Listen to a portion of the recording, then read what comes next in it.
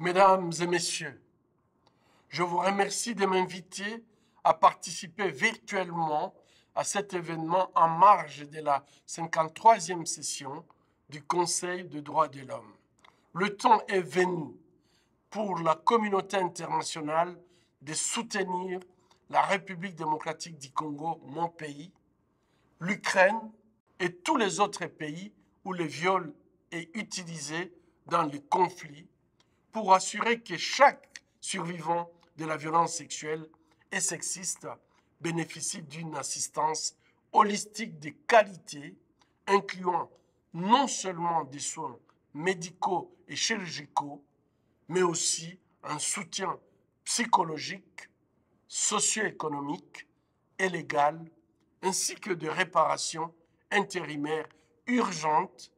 pour leur offrir le moyen de reprendre le chemin d'une vie digne.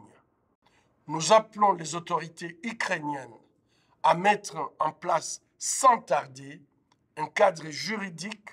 pour garantir le droit à une prise en charge holistique incluant des réparations pour les survivants de la violence sexuelle en adoptant le projet de loi qui sera bientôt présenté au Parlement. Avec la détermination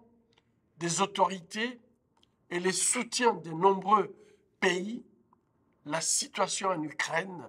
constitue un écosystème privilégié pour fournir ces droits essentiels et nous nourrissons l'espoir que cette occasion soit saisie et qu'elle se concrétise dans le meilleur délai. Nous pensons bien sûr aux victimes ukrainiennes, mais nous espérons aussi que ces précédents deviendra une nouvelle norme en termes de réponse internationale à apporter dans d'autres situations à travers le monde où le besoin des survivants appelle également des réponses urgentes dans toutes les situations humanitaires. C'est particulièrement vrai dans mon pays d'origine, la République démocratique du Congo, qui connaît la pire crise humanitaire depuis la Seconde Guerre mondiale. En avril, Médecins sans frontières a rapporté que 674 femmes et filles avaient été violées sur une période de 13 jours dans le camp des réfugiés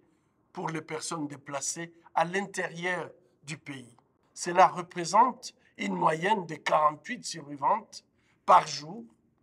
et chacune d'entre elles mérite à la fois soin et justice. Pour ce faire, il est crucial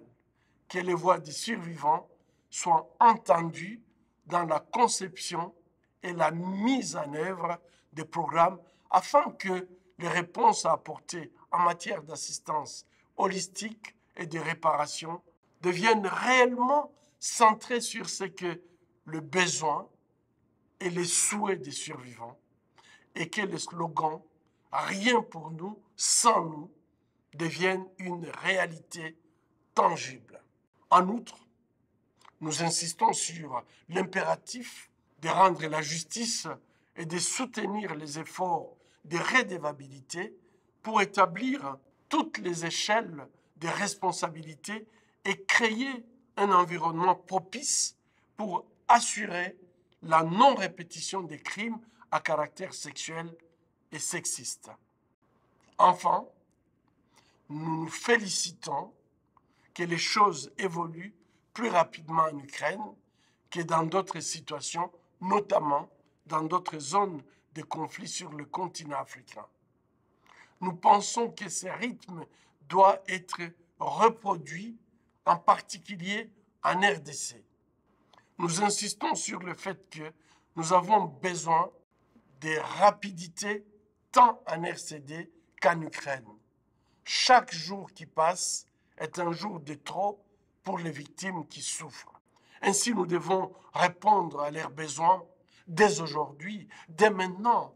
même si l'urgence ne doit pas se substituer à la qualité qui, bien souvent, nécessite une coopération efficace entre les différents acteurs impliqués en mettant l'accent sur le besoin exprimé par les survivants. Je présume qu'avec la volonté politique des autorités ukrainiennes, mais aussi des États qui contribuent à les aider, à l'instar de la Belgique et la France, que je tiens à remercier pour leur soutien aux activités de la Fondation Mukwege et du Global Survivors Fund en Ukraine, nous y arriverons.